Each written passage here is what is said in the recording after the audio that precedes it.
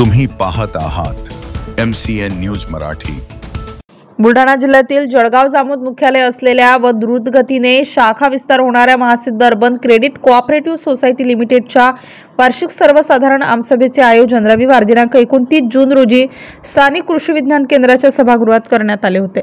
या आमसभेच्या अध्यक्षस्थानी महासिद्ध अर्बनच्या अध्यक्षा डॉक्टर सौ स्वातीताई वाकेकर ह्या होत्या, तर प्रमुख अतिथी म्हणून महासिद्ध अर्बनचे संस्थापक अध्यक्ष माजी आमदार कृष्णरावजी इंगळे, उपाध्यक्ष प्राध्यापक हरिभाऊ इंगळे, जीवन सेठ झंवर, रामदास वाकेकर, माजी अध्यक्षा सौ उर्मिलाताई इंगळे, उर्मिलाताई पलन, काथोटेताई, योगेश वाकेकर आदी बहुसंख्य मान्यवर उपस्थित होते। सर्वप्रथम उपस्थित मान्यवरांच्या हस्ते महासिद्ध महाराजांचे प्रतिमा पूजन व दीप प्रज्वलन करून कार्यक्रमाला सुरुवात करण्यात आली।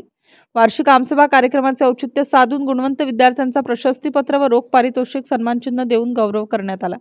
तसेच 9 उत्कृष्ट कर्जदारांचा देखील यावेळी सत्कार करण्यात आला। त्यानंतर महासिद्ध अर्बनचे संस्थापक अध्यक्ष माजी आमदार कृष्णरावजी इंगळे यांनी संस्थेच्या कार्यप्रणालीबद्दल सविस्तर मार्गदर्शन केलं, तर महासिद्ध अर्बनच्या विद्यमान अध्यक्ष डॉक्टर सौ स्वातीताई वाकेकर यांनी संस्थेच्या कार्यपद्धतीचा लेखाजोखा यावेळी सादर केला। MCN न्यूज मराठी करिता आकाश उमाळे, जळगाव। सांगितलं की तिला प्रशासकीय सेवेमध्ये जायचं आहे। हो, हे स्वप्न जरी कठीण वाटत असलं तरी तो प्रवास सोपा जरी नसला तरी त्या प्रवासामध्ये आम्ही तुझ्या सोबत राहू, हा देखील प्रगती आम्ही शब्द देतो की तुझा हा प्रवास असाच पुढे चालला पाहिजे। आणि त्याचबरोबरीनं आज आमच्या संस्थेचे जे कर्मचारी आहेत बावस्कर दादा, त्यांच्याही आपण या ठिकाणी सत्कार केला। त्यामुळे अनेक कुटुंबांना भांडणांचं वाटप असेल हेही आपण आपल्या माध्यमातून केलं, म्हणजे महासिद्ध अर्बन पतसंस्था ही जर एखादी आपत परिस्थिती आली असेल तर त्यावेळेस सहकार्य करण्यासाठी, सामाजिक दायित्व जोपासण्यासाठी प्रयत्न करत असते आणि या प्रयत्नातून सातत्यानं आपल्या भागात चांगले उद्योजक निर्माण झाले पाहिजे, हाही मानस संस्थेचा आहे। आणि त्याचबरोबर आपण शैक्षणिक कर्ज देखील देत असतो की जे मुली होतकरू आहेत पण घरची परिस्थिती नाही आहे तर त्यांना बाकीच्यांना जसा 13.5% व्याजदर असेल तर त्यांना 12%, 11% व्याजदर शैक्षणिक असतो। व्यावसायिक जर वैद्यकीय शिक्षण घेत असेल तर त्यांना देखील ती सुविधा मिळते। आणि मध्ये बसून तुम्हाला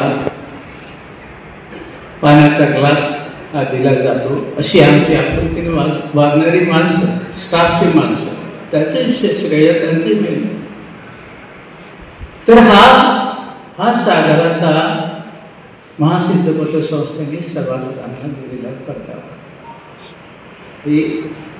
आजचं आपलं स्वागत म्हणा किंवा आज आपला जो काही आपल्या सोबतचा स्नेहभोजनाचा कार्यक्रम, आम्हालाही त्याचा आनंद वाटतो।